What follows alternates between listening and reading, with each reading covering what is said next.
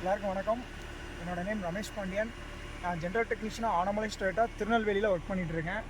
இன்றைக்கி நம்ம ஆடியோ சிஸ்டத்தில் ஹோம் பேஜில் உள்ள கஸ்டமைஸ் ஃபங்க்ஷனை வச்சு தான் நம்ம பார்க்க போகிறோம். ஷார்ட்கட்டில் நம்ம வச்சுருக்குது. அது எப்படி நம்ம வைக்கிறது, எப்படி அதை மாற்றுறதுங்கிறத நான் உங்களுக்கு இன்ஃபார்ம் பண்ணுறேன். ஃபஸ்ட்டு இதில் வந்து இதுதான் ஹோம் ஸ்க்ரீன். ஹோம் ஸ்க்ரீனில் வந்து எஃப்எம் ஸ்டேஷன் லிஸ்ட் இருக்குது. இந்த இடத்துல வந்து நம்ம வந்து எக்கோ ஃபங்க்ஷனே கொண்டு வரலாம். இந்த ஃபோன் கனெக்டட்னு இருக்கிறதுல நம்ம வேறு எதுவும் நமக்கு தேவையான ஷார்ட்கட்டில் வைக்க வேண்டியதை வச்சுக்கலாம். இப்போ நம்ம எக்ஸாம்பிள் நம்ம எஃப்எம் ஸ்டேஷன் லிஸ்ட்டை நம்ம மாற்றி பார்க்குறோம். இதை நம்ம கிளிக் பண்ணிக்கணும்.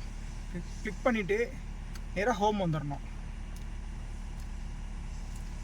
மெனு வந்துடணும். மெனு வந்துட்டு செட்டிங்ஸில் போகணும். செட்டிங்ஸில் கஸ்டமைஸ் ஹோம் ஸ்க்ரீன் இதை நம்ம கிளிக் பண்ணணும்.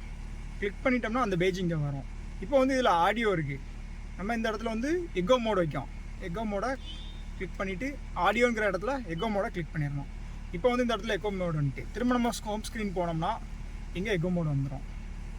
நமக்கு எது ஷார்ட்கட்டில் நமக்கு தேவைப்படுமோ, அதிகமாக யூஸ் பண்ணுவோமோ அதை நம்ம ஹோம் ஸ்க்ரீனில் வச்சுக்கலாம். இப்போ திரும்ப நம்ம இதில் வந்து ஆடியோவே வைக்கணும்னா இதை கிளிக் பண்ணிவிட்டு மறுபடியும் மெனு போகணும். இங்கே செட்டப்பில் கஸ்டமைஸ் ஹோம் ஸ்க்ரீன் இதில் போயிட்டு நம்ம எக்கோ மோடு வச்சுருந்தோம்ல அதில் வந்து நம்ம வந்து ஆடியோ கிளிக் பண்ணி அந்த இடத்துல வச்சுக்கலாம். இப்போ ஆடியோ வந்துருச்சு. இப்போ ஹோம் ஸ்க்ரீன் வந்தோம்னா ஆடியோ வந்துருச்சு. எஃப்எம் லிஸ்ட் வந்துருச்சு. எஃப்எம்மில் கேட்டுட்டோம்னா எஃப்எம் வரும். சப்போஸ் நம்ம பென் ட்ரைவ் ஏதாவது கனெக்ட் பண்ணோம்னா அந்த இது வந்து ஆடியோ வந்து இதில் அப்படி வரும். தேங்க்யூ.